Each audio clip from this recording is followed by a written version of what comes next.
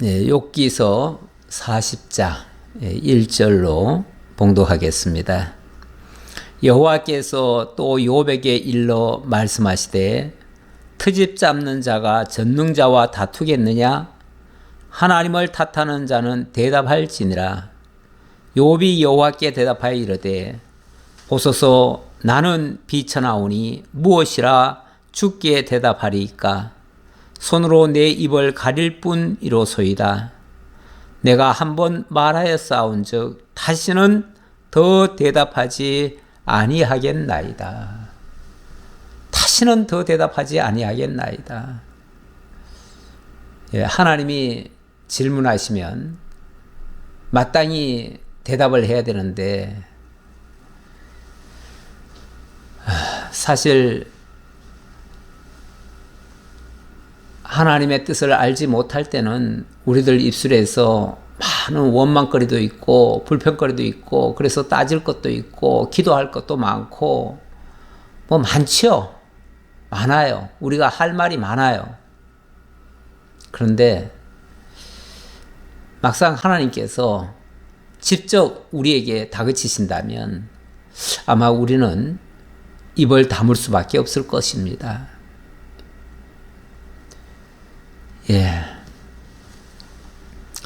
기도 많이 하고 많이 이야기하는 것이 꼭 좋은 것만은 아닌 것 같습니다. 그러고 보니까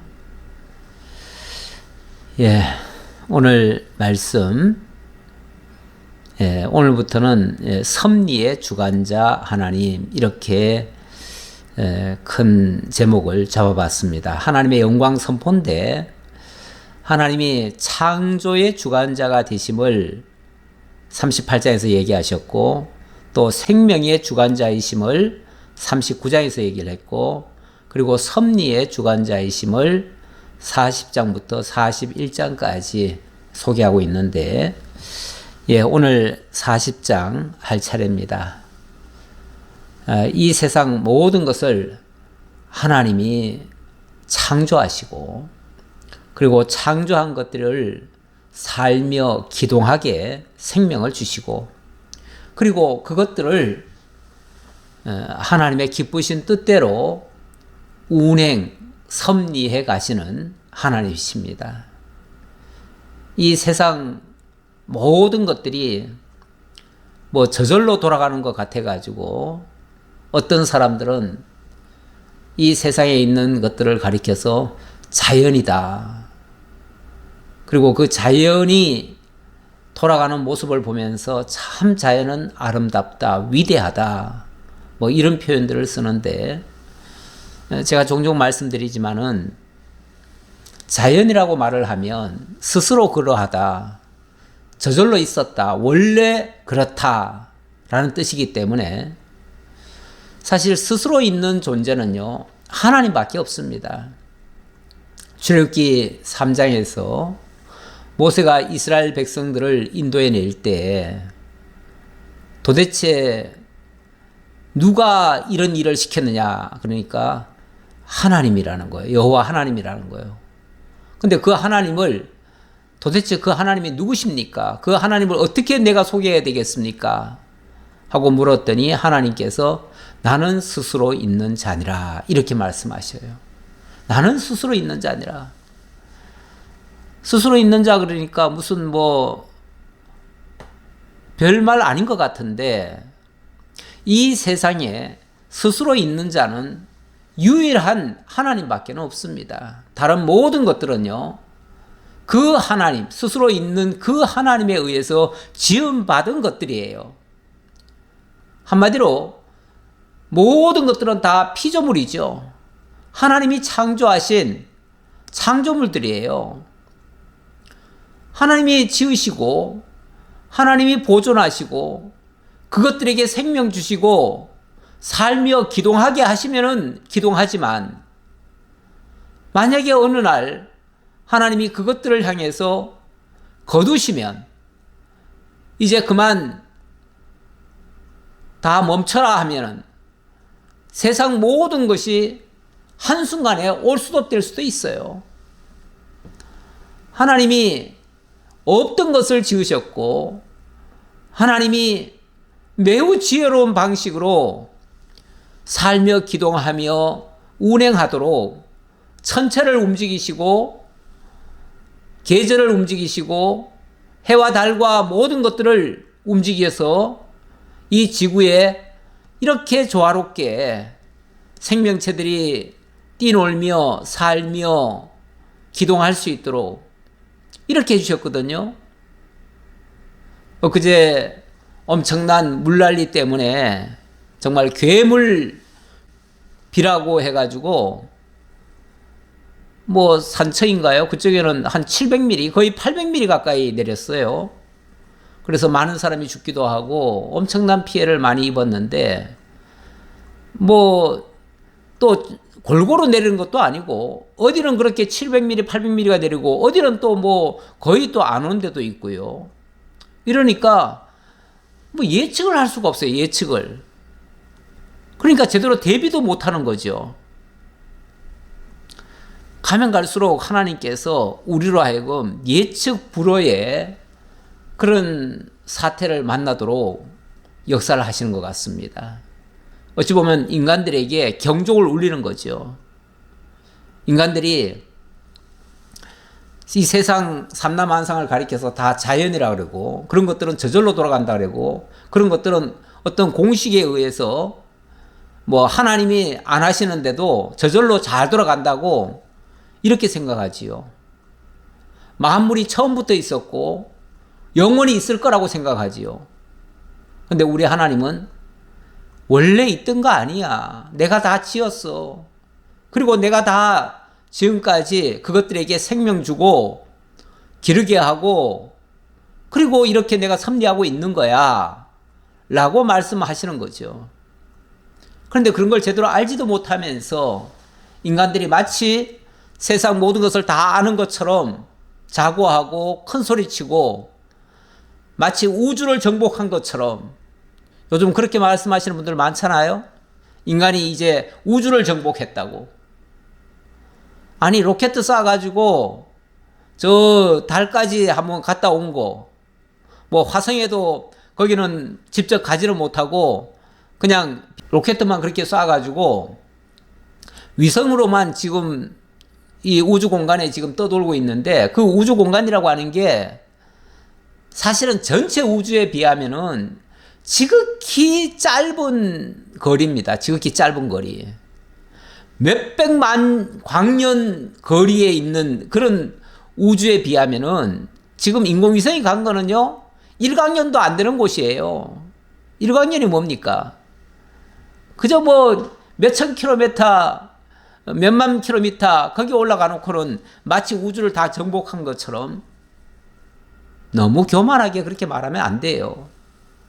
우리는 사실 많은 것을 알았다고 하지만 모르는 게 훨씬 더 많습니다. 무지한 게 너무 많아요. 물론 우리끼리 얘기하면 다 아는 것 같지요. 많이 배운 사람이 봤을 때는 뭐 다 아는 것 같지요. 그러니까 그 사람이 뭐라고 얘기하면은 아무것도 모르는 사람들 그냥 눈에서는 야, 저렇게 많이 아니까 정말 박사구나 이렇게 얘기를 하죠. 박사. 그런데 박사 그러면은 모든 것을 다 통달한 사람처럼 생각하지만 사실은 맹꽁이 같은 박사들도 많습니다. 어느 한 분야 뭐 하다못해 개미 하나 연구해가지고 박사 된 사람도 있고요. 곤충 연구해가지고 박사 된 사람도 있고 뭐 각양각색 한 가지 그냥 배워가지고 그거 가지고 박사라는 이름을 땄는데 그 사람이 그거 말고 뭘 압니까? 박사들만큼 하나만 깊게 파가지고 박사 된 사람들 오히려 전 인격적으로 보면은 맹꽁이 같은 사람들이 더 많아요. 너무 한쪽으로 편협적인 사람들. 세상에 정치인들도 그렇잖아요. 좋은 대학교 나오고 인류대학에서 공부만 해가지고 일평생 정말 사회생활도 안 해보고 그냥 달달달달 정답만 외워가지고 시험 쳐가지고 합격해가지고 고시 패스하고 이래가지고 높은 자리에 올라가서 판검사하고 정치인 되고 한 사람들 굉장히 위대한 사람 같아 보이지만 사실은 얼마나 편협한 사람들이 많은지 몰라요. 그런 사람일수록 세상 물정 잘 모르고요. 남의 사정 잘 모르고요. 가난한 사람들 그 입장도 모르고요. 백성의 지도자라고 하면서 서민들의 삶을 몰라요. 자기네들 손으로 제대로 뭘 해보지도 않았고 오로지 공부만 해가지고 출세는 했는지 모르겠으나 인격적으로는 오히려 일반 서민들보다도 못한 사람들이 더 많아요. 우리가 정치인들 그 뭐 하는 거 보면은 많이 그런 거 보잖아요. 그 사람들을 비판하는 게 아니라 그만큼 우리 인간들이 뭐 좀 안다, 뭐 좀 잘한다 하지만은 어리석기 짝이 없다는 거죠. 왜냐하면 자기 아는 게 너무 얼마 안 돼요. 그런데 얼마 안 되는 그거 가지고 마치 전체를 다 아는 것처럼 이렇게 행세를 하고 모든 사람 위에 군림하려고 드니까 그게 어리석다 그 말이죠. 사실 오늘 하나님께서 욥을 향해서 좀 책망 같은 말씀을 하시죠. 언뜻 들으면은 욥에게 너 정말 엄청나게 너 정말 안 좋구나 이런 식으로 말씀하시는 것 같아요. 근데 제가 지난번에 말씀드렸지만은 하나님께서 욥에게 말씀하시는 것은 욥을 어찌 보면 욥을 하나님이 마치 제사장처럼 중보자처럼 이렇게 여기시면서 모든 인간을 대표해서 하나님이 지금 책망하시는 거예요.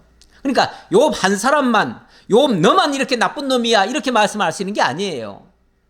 어쩌면 그 앞에 있는 욥의 세 친구들 포함해서 모든 인류에게 하나님이 책망하시는 거예요. 책망하시는데 그 책망 소리를 욥이 대신 지금 받는 거예요. 받고 하나님은 욥에게 말씀하셨지만 욥은 이제 모든 인류에게 이 말씀을 기록해 가지고 오늘 우리에게까지 책망하는 거예요.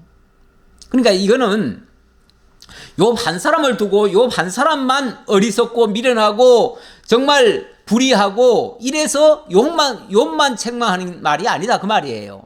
요거 명심하셔야 돼요. 요거 잊어버리시면은 자꾸 욥에게 자꾸 어떤 누명을 씌우고 욥이 천하의 나쁜 놈처럼 이렇게 취급이 될 수 있어요. 그런데 아무리 객관적으로 비교를 해봐도 욥은요 그래도 우리보다는 10배, 100배 더 나은 사람이에요. 더 의로운 사람이에요. 실제로 더 정직하고 우리보다 더 많은 연단을 받았고 더 많은 하나님과의 교통을 한 사람이고 그런 사람이에요. 그러니까 우리가 함부로 욥을 정죄하면 안 돼요. 마치 예수님이 이사야 53장에 보니까 예수님이 아주 비천한 모습으로 사람들에게 멸시를 받고 천대받고 정말 하나님께 버림까지 받잖아요. 엘리 엘리 라마 사박다니 할 정도로 정말 영혼이 끊어질 정도로 하나님께로부터 책망을 받잖아요. 그러니까 이사야서에서 뭐라고 그러냐면 그런 것들이 그가 죄가 많아가지고 하나님께로부터 책망받는구나 이렇게 생각했다는 거예요. 그런데 알고 보니까 그가 책망받은 것은 그의 죄가 아니라 바로 우리의 죄를 대신해서 당신이 받으신 것이었다 이렇게 얘기를 하잖아요. 그리고 하나님은 그에게 그 고난을 주시고 연단을 받게 하시고 그가 자기 한 몸으로 희생을 하는 것을 하나님은 기뻐하셨대잖아요. 그러니까 욥이 어찌 보면 우리를 대신해서 여기 세 친구들을 대신해서 대표적으로 지금 고난을 받은 거예요. 그리고 그 고난 속에서 하나님의 뜻을 찾은 거예요. 그러니까 욥에게 하나님이 일깨워 주어서 모든 인류에게 교훈하시는 말씀이에요. 그러니까 이 말씀을 듣고는 야 욥이 진짜 나쁜 놈이었구나 이렇게 평가하시면 큰일 난다 그 말이에요. 욥에게 하는 말이 곧 우리한테 하는 말이고 욥이 변명하는 것이 우리를 대신해서 변명하는 말이에요. 자, 그렇게 말씀드리고요. 일단 하나님이 욥에게 질문을 하니까 욥의 입장에서는, 물론 온 인류를 대표한 욥의 입장에서는 입을 가리울 뿐입니다. 입을 가립니다. 이렇게 얘기를 해요. 사실 할 말 없다 그 말이에요. 인간이 하나님이 따져 물으시면 이게 할 말이 없어요. 6절로 9절에서는 욥에게 내 의로움을 입증하라 하시고, 그리고 네 스스로 자신을 구원해 보라 하시고, 네가 베헤못을 잡을 수 있느냐라고 질문하시는 장면으로 일단 40장이 끝나는데요. 자, 내용을 보도록 하겠습니다. 여호와의 질문에 입을 가리는 장면, 40장 1절로 5절입니다. 다시 한번 보겠습니다. 여호와께서 또 욥에게 일러 말씀하시되 트집을 잡는 자가 전능자와 다투겠느냐? 하나님을 탓하는 자는 대답할지니라. 만약에 그동안 마치 이 모든 것이 하나님이 불공평하게 했고 하나님이 힘들게 했다고 말을 한다면 그거는 하나님을 탓하는 거죠. 하나님을 탓하는 건데, 만약에 네가 그렇게 탓을 했다면 한번 대답을 해봐라 라고 얘기를 하는 거죠. 자, 대답을 해보라고 하는데, 제가 이 장면에서 뭘 생각했냐면, 우리 하나님은 우리와 대화하기를 싫어하지 않습니다. 우리가 하나님께 무엇인가 여쭙고 하나님께로부터 응답 받기를 원하는 것을 하나님이 싫어하지 않는다 그 말이에요. 하나님은 인간과 대화하고 싶으셔요. 사실은 맨 처음에 첫사람 아담을 하나님이 지어 놓으시고 그에게 가까이 하시면서 얼마나 다정하게 이야기를 하셨습니까? 최초에 하신 말씀은 생육하고 번성하라, 땅을 정복하라, 다스리라 이런 말씀하셨고, 동산 나무의 모든 것은 네가 마음껏 먹어라.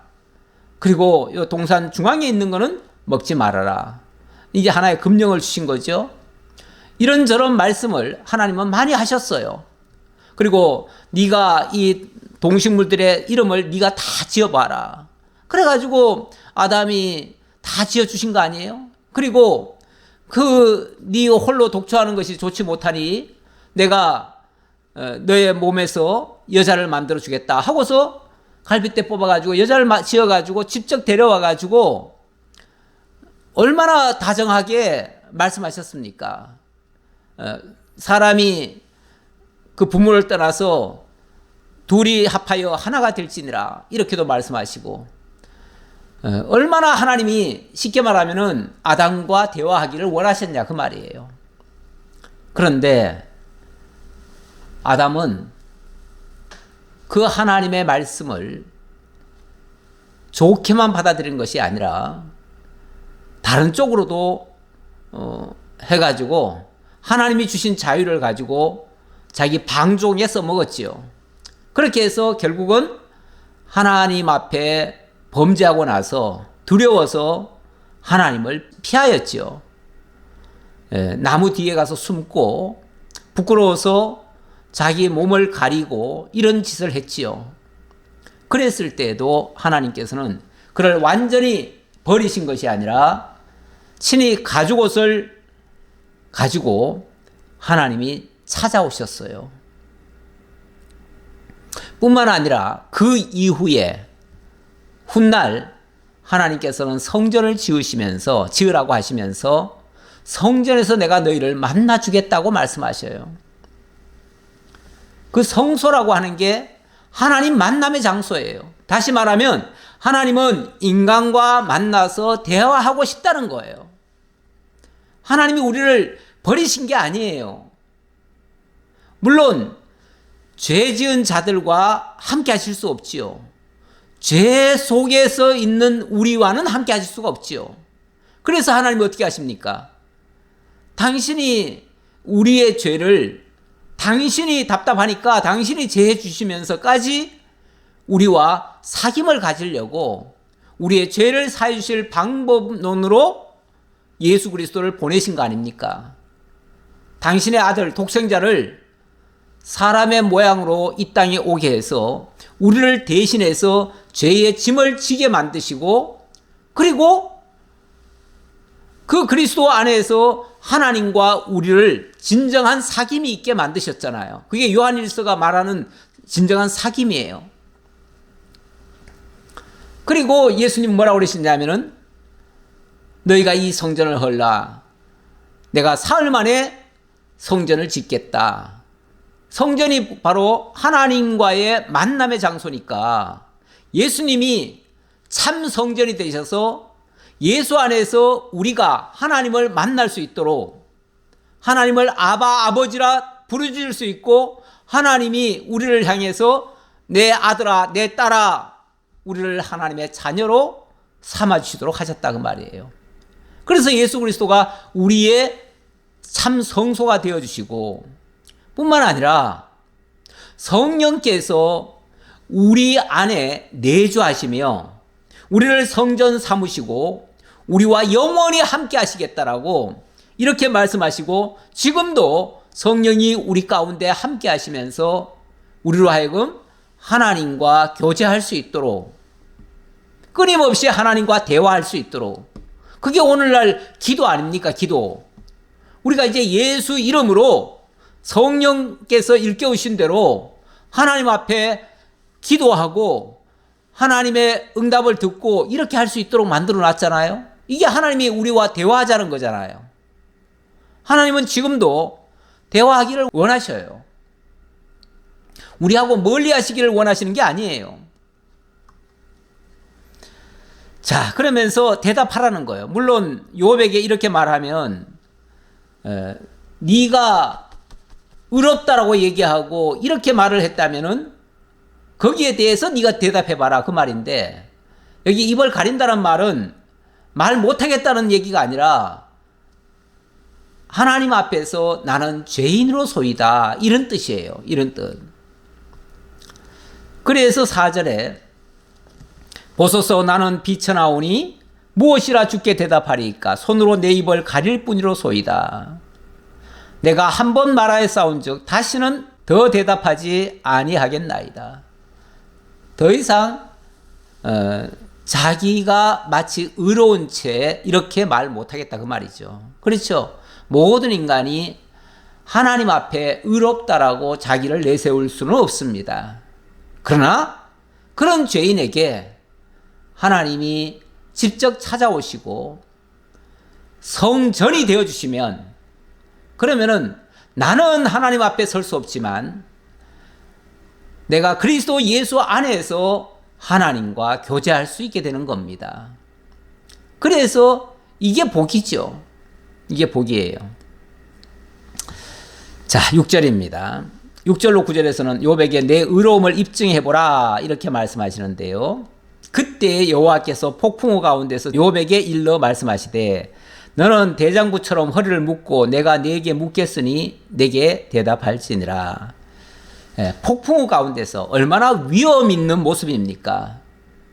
정말 이런 광경을 보여주신다면 두려워서도 다 엎드리죠.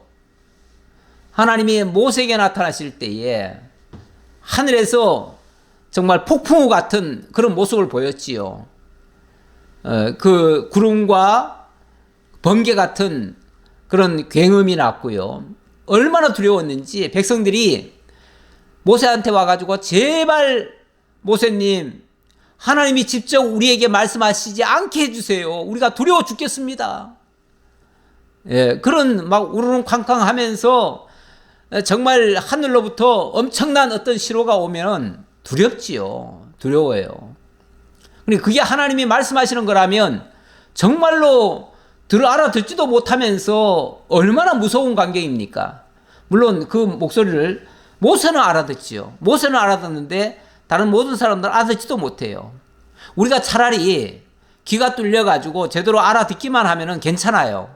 무서운 말씀이 아니에요. 하지만 못 알아듣는 말을 그렇게 위험차게 하나님이 하신다면 그 자체가 얼마나 두렵겠어요. 그런데 네가 의롭다는 것을 네가 얘기해 보라고 하니까 어떻게 대답하겠어요?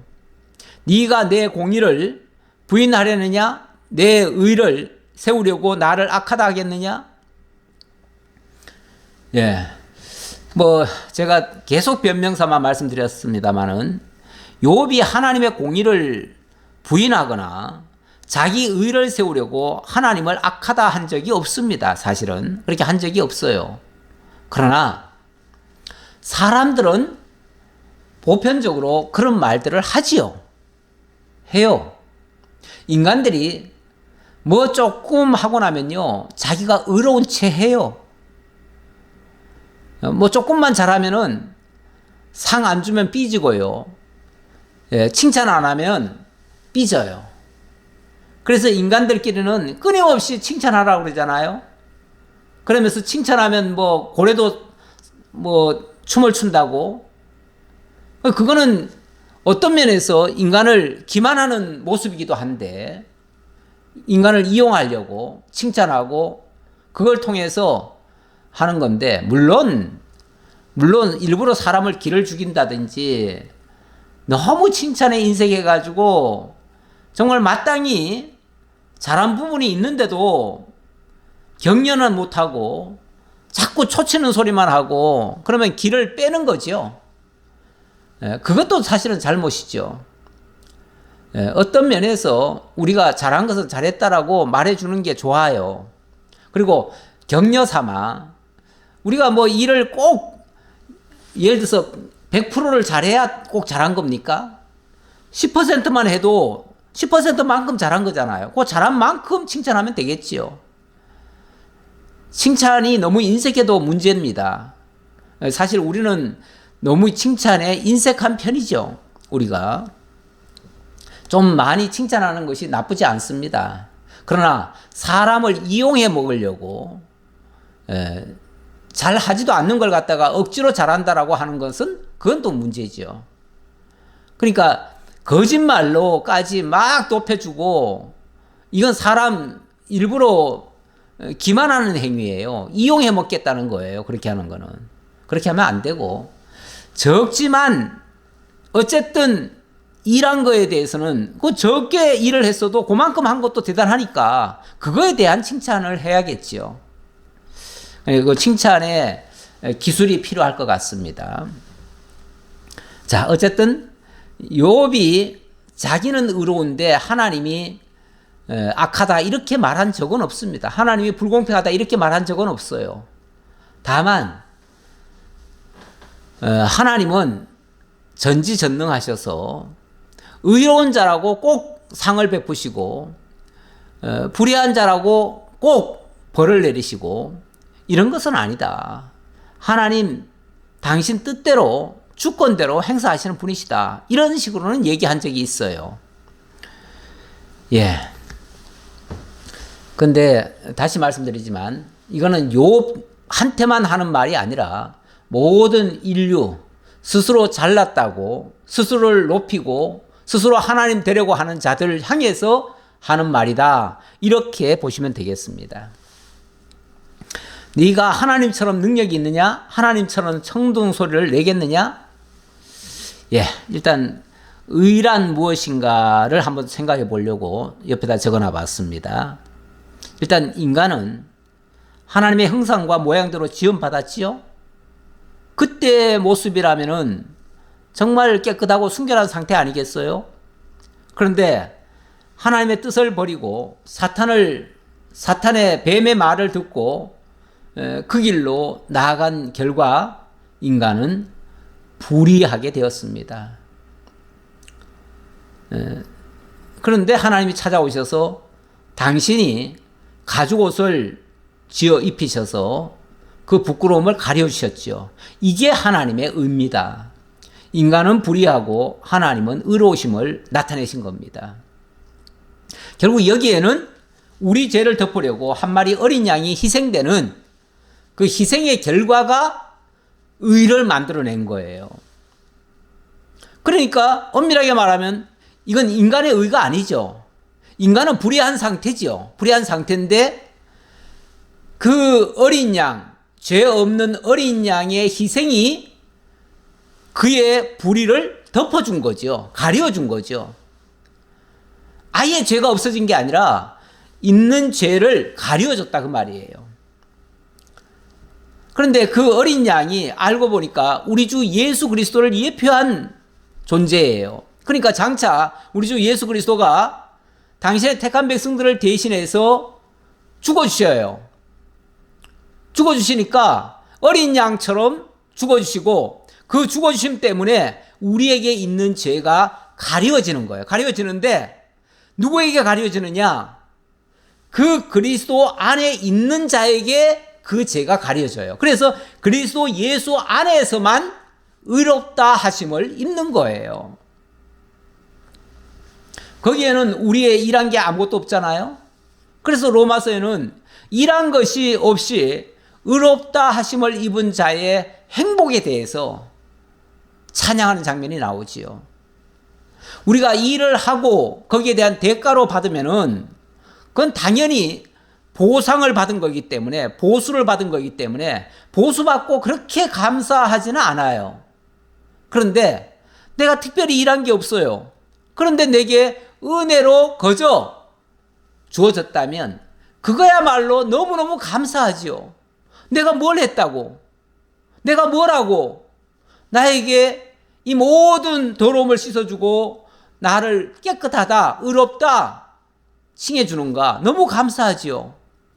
그래서 행복하다 그 말이에요. 행복이라고 하는 것은 하나님이 주신 그 은혜에 대해서 감사, 감격하는 그런 모습인 거예요. 결국 이걸 입증하라고 하면 하나님의 은혜입니다. 이렇게 해야 맞겠지요. 자, 10절로부터 14절에서는 여기서는 계속해서 하나님이 지금 욥에게 질문하는 장면이니까 우리 인간들을 향해서 하나님이 이렇게 질문하신다라고 이해하시고요. 10절입니다. 너는 위엄과 존귀로 단장하며 영광과 영화를 입을지니라. 예, 하나님이 위엄과 존귀로 단장하고 영광과 영화를 입을지니라 했는데 하나님이 그렇게 입혀주시겠다라는 뜻 같아요. 예. 그러면서 그렇게 하기 위해서는 너의 넘치는 노를 비우고 교만한 자를 발견하여 모두 낮추되 모든 교만한 자를 발견하여 낮아지게 하며 악인을 그들의 처소에서 집밥을 지니라. 그러니까 모든 교만한 자를 낮춰라. 그래야 하나님께서 그렇게 회복해 주신다. 그런 뜻이겠죠. 자, 13절. 그들을 함께 진토에 묻고 그들의 얼굴을 싸서 은밀한 곳에 둘지니라. 그리하면 내 오른손이 너를 구원할 수 있다고 내가 인정하리라. 우리가 정말 하나님 앞에 그러니까 자기의 의를 다 내려놓고 하나님이 하신다는 것을 믿고 하나님 의지하면 그 안에서 우리가 의롭게 될 것이다. 그런 뜻이에요. 이렇게 해서 안 좋은 상태에서 좋은 상태로 바뀌어지는 것, 그것을 구원이라고 할 수 있죠. 예.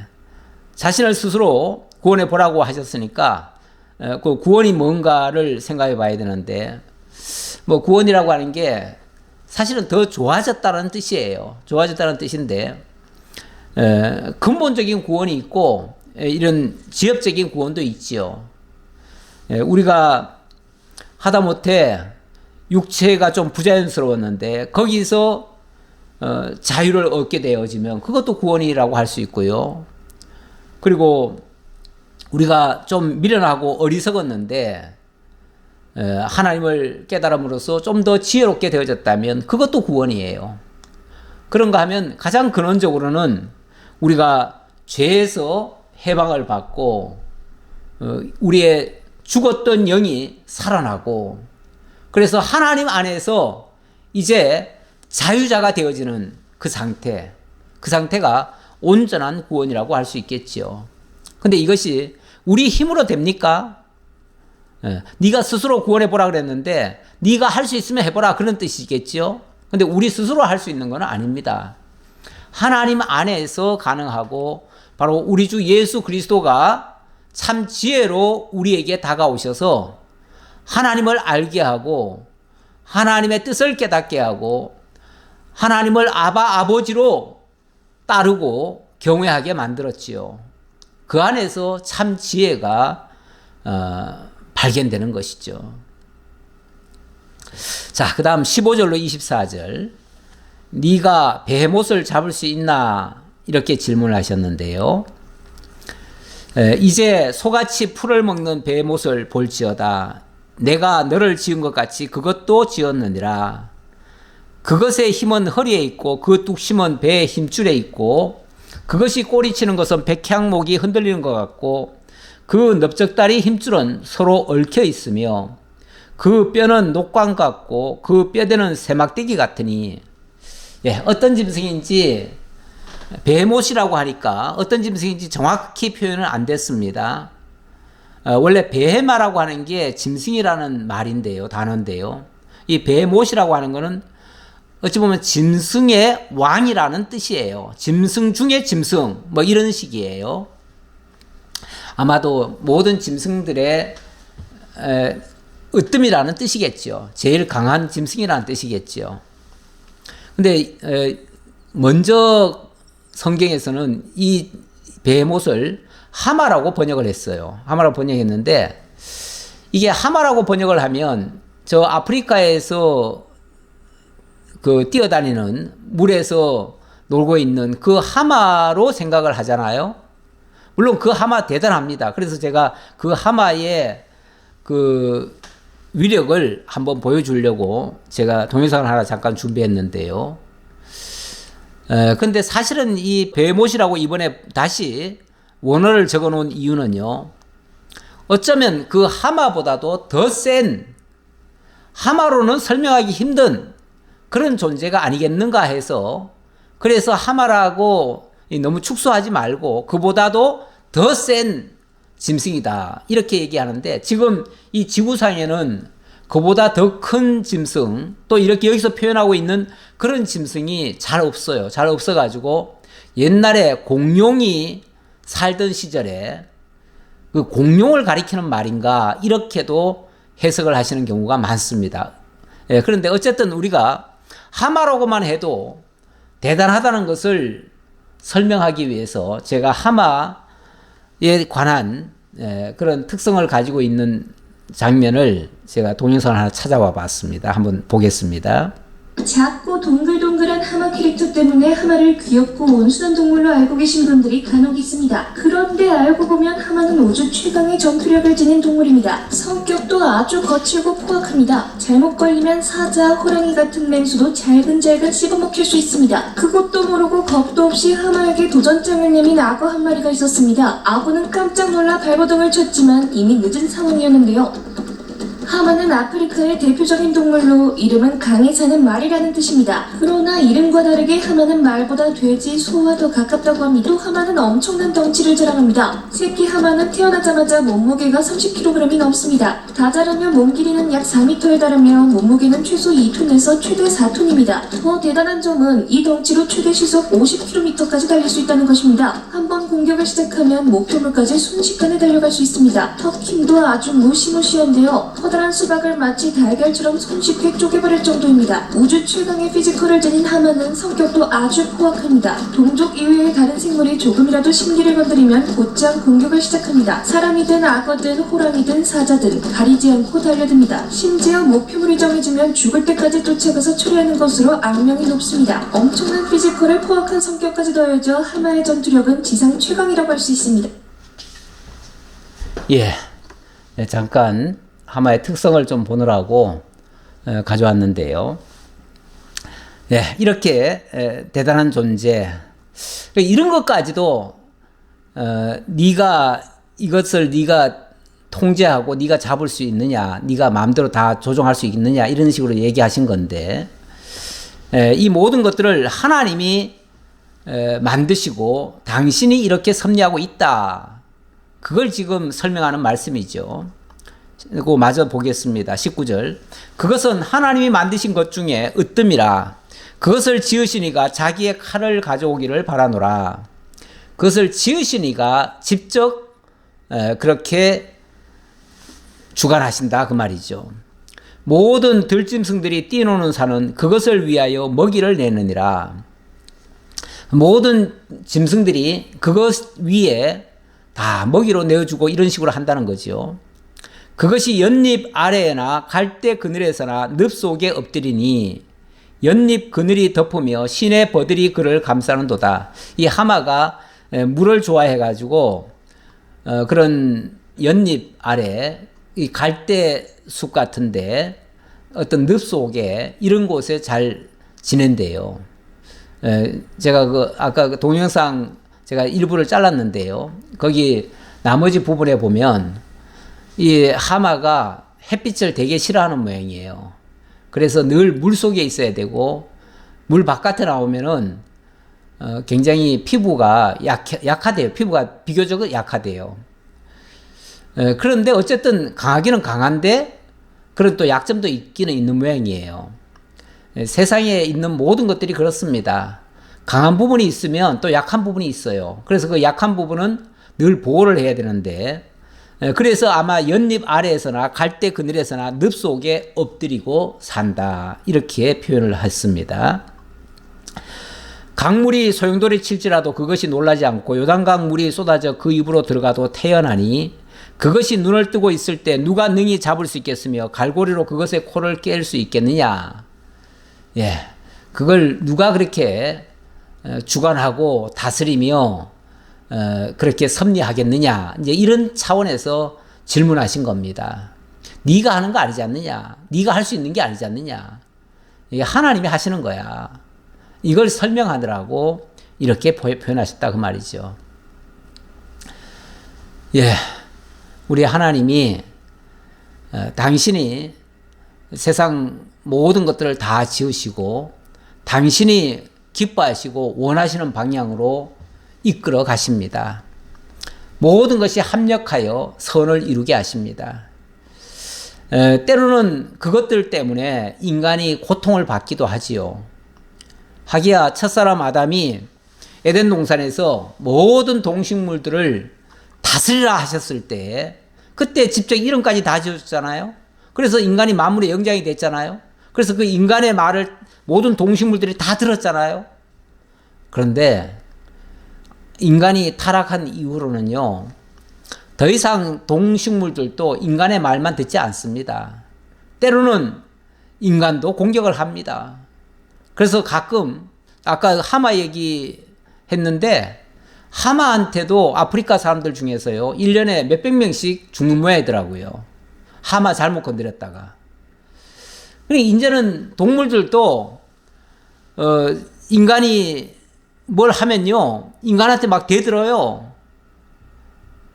그러니까 처음에는 하나님이 인간에게 다 통제하라고 했는데 인간이 하나님의 말씀을 안 들으니까 동물들도 인간 말을 잘 안 들어 이제.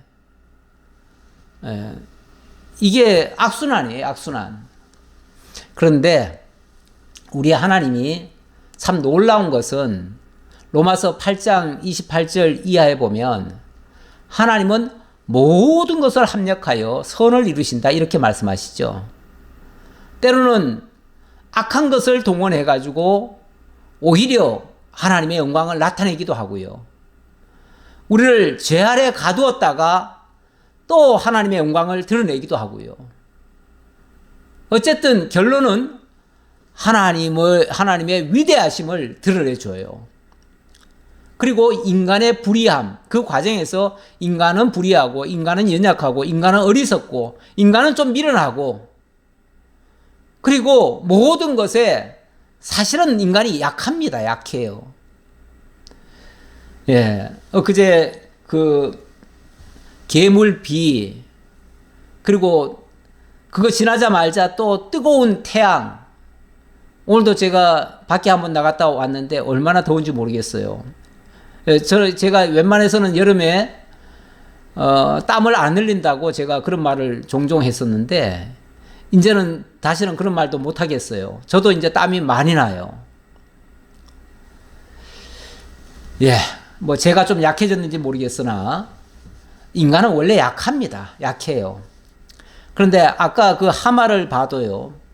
태어나자마자 30kg로 태어난대잖아요. 그리고 다 자라면은 뭐 2톤에서 4톤 무게가 되는데 그 육중한 몸을 가지고 시속 50km를 달려요. 50km. 우리 인간이 아무리 빨라도 그렇게 달립니까? 50km면요. 시내에서 자동차 속도예요. 요즘 자동차 속도가 50km로 정해져 있어요. 도로가. 하마가 그 정도 빠른 속도로 달린다는 거예요. 그 육중한 몸으로 그렇게 빨리 달리는데 인간이 그걸 어떻게 이겨내고 어떻게 통제하겠습니까? 그런데 우리 하나님이 우리를 그렇게 연약하게 만들어 가지고 때로는 또 죄 아래 가두셔 가지고 그래서 하나님의 위대하심을 드러내시는 하나님이에요. 이게 이렇게 하시는 하나님이 정말 지혜로우신 하나님이셔요. 그래서 제가 오늘 결론의 말씀으로 생각을 한 성경 구절이 로마서 11장 32절입니다. 여기 보니까 하나님이 모든 사람을 순종하지 아니하는 가운데 가두어 두시면 모든 사람에게 긍휼을 베풀려 하심이로다. 우리가 어찌 보면 죄 아래 빠지고 그 어둠 속에 들어갔잖아요. 그래서 다 불의한 자가 됐잖아요. 우리 하나님께서 아까 욥에게 네가 의로우냐 막 이런 식으로 질문하셨는데 맞아요. 모든 인간이 다 불의의 속에 들어갔어요. 다 죄 아래 빠졌다고요. 그래서 스스로는 도저히 구원받을 수 없는 존재가 돼버렸다고요. 우리 하나님이 그렇게 하신 거예요. 거기 내려놓으시고 하나님의 위대하심을 보여주시고 그리고 하나님을 경외하게 만드신다 그 말이에요. 이렇게 하시는 것이 하나님의 지혜라는 거예요. 이렇게 가둬놓고 순종하지 아니하는 가운데 가두어 둬놓고 그리고 사람에게 긍휼을 베풀었다 그 말이에요. 우리가 죄 아래 빠졌어요. 곧 죽어야 돼요. 이제 사형수가 됐어요. 그런데 하나님이 사형수를 향해서 내가 너의 죄를 용서해 주겠다 그러시는 거예요. 그러면 사형수 되었던 사람이 얼마나 감사하냐 그 말이죠. 이제 조금 있으면 죽을 건데 죽을 사람에게 사면을 해주니까 얼마나 고마워요. 그래서 하나님의 은혜의 영광을 찬양하게 만들더라 그 말이죠. 우리 하나님이 당신을 경외하고 당신을 찬양하게 하시는 방식이 이런 방식이다 그 말이에요. 그래서 이 인간이 죄 아래 빠졌던 거예요. 어찌 보면 깊도다 하나님의 지혜와 지식의 풍성함이요 그의 판단은 헤아리지 못할 것이며 그의 길은 찾지 못할 것이로다. 누가 주의 마음을 알았느냐? 누가 그의 모사가 되었느냐? 누가 주께 먼저 드려서 갚으심을 받겠느냐? 누가 인간이 뭐 하나님 앞에 잘해가지고 거기에 대한 보상으로 그렇게 받았겠느냐 그 말이죠. 그런 사람 아무도 없습니다. 또는 이렇게 해달라고 누가 하나님 앞에 힌트를 줘가지고 하나님께로부터 하나님이 그 사람 그 제안에 따라서 이렇게 했겠느냐 그 말이죠. 이건 하나님의 절대적 지혜지 누가 가르쳐줘서 된 게 아니다 그 말이죠. 이는 만물이 주에게서 나오고 주로 말미암고 주에게로 돌아감이라. 그에게 영광이 세세 있을지어다. 아멘. 우리로 하여금 그 하나님의 지혜, 그 영광 깨닫고 영원토록 하나님 찬양하게 하시려고 이렇게 위대하신 모습을 보여주신 것이다. 그렇게 위대하신 모습 보여주시느라고 우리를 죄 아래 가두셨고 우리가 불의하다는 것을 일깨워주신다 그 말이죠. 그래서 하나님이 쉽게 말하면 너가 그렇게 의로우냐? 라고 그럼 의로우면 네가 대답해봐라 이 말은 나는 죄인으로소이다 라고 고백하라는 뜻이에요. 인간이 죄인 맞습니다. 죄인이에요. 어떤 사람은 우리가 이제 예수 믿고 구원받았기 때문에 이제 우리는 의인이다 이렇게 큰 소리 치시는 분이 많아요. 그래서 제가 가끔은 한 번씩 물어봅니다. 신학교 강의 때도 제가 꼭 서두에 그렇게 물어봐요. 우리는 의인입니까? 죄인입니까? 그러면은 사람들이 아 이제 우리 의인이죠 그래요. 그러면 의인이면은 우리는 다 천국 가고 다 구원받았고 다 끝났네요. 그랬더니 뻥쩌하죠. 이게 무슨 소린가? 그럼 우리가 의인이 아니란 말인가? 예. 그러면 이제 제가 이제 설명을 좀 하지요. 사실은 사도 바울 같은 경우, 사도 바울이 그 의롭게 하시는 하나님의 그 비밀을 몰라가지고 나는 복행자요, 해방자요, 핍박자요, 나는 죄인 중에 괴수다 이렇게 말했을까요? 예, 죄인 중에 괴수예요. 그런데 이런 괴수 같은 나에게 나를 충성되게 여기셔서 하나님의 그 엄청난 하의 직분을 맡기시고 하나님과 우리 사이에 그 사귐을 갖게 하는 그 일에 우리를 일꾼으로 삼아 주셨어요. 화목하게 하는 직분을 우리에게 맡겨주셨다고요. 그러니 나 같은 죄인을 들어다가 하나님과 화목하게 하는 의로운 일을 하게 했으니 얼마나 감사합니까? 죄인인데 죄인을 죄있다 하지 아니하시고 의롭다 하시면서 그리스도 예수 안에서 결코 정죄하지 않으면서 더 이상 과거의 죄를 묻지 아니하시고 그리고 앞으로 충성하라 하시니 정말 죽기를 각오하고 정말 충성할 수밖에요. 그거 하다가 죽더라도 아깝지 않지요. 왜요? 아니, 죄인 상태에서 영원히 멸망받을 인간을 하나님이 의롭다 해주셔서 이제 다시는 죄의 정죄함을 받지 아니하고 이제 하나님의 자녀가 되고 하나님의 나라의 백성이 되게 해주셨으니 얼마나 감사해요. 그래서 그 은혜에 감격해서 이제는 하나님 경외하고 찬양하는 일에 우리의 남은 여생을 다 바치더라도 아깝지 않다는 거죠. 그거 하다가 죽는 날이 있어도 아깝지 않다는 거죠. 이제는. 그래서 그에게 영광이 세세 있을지어다. 아멘. 그 하나님께만 영광 돌리는 우리의 삶이 다 되시기를 기원하면서 말씀 마치겠습니다. 기도하겠습니다. 감사합니다. 하나님. 오늘 저희에게 하나님의 살아계심을 보여주실 뿐만 아니라 하나님이 죄인 되었던 우리를 부르시고 또 친히 사귀어 주시고 우리와 함께 하시고 성전 되셔서 우리와 만나 주시고 우리와 이야기하시면서 우리의 모든 죄 문제를 해결해 주시고 그리고 의롭다 하시고 하나님의 위대하심을 발견케 해서 하나님을 찬양케 하시오니 감사합니다. 그 은혜의 영광 영원토록 찬양하는 저희들 입술 다 되게 하옵소서. 감사드렸고 예수님 이름으로 기도하옵나이다. 아멘.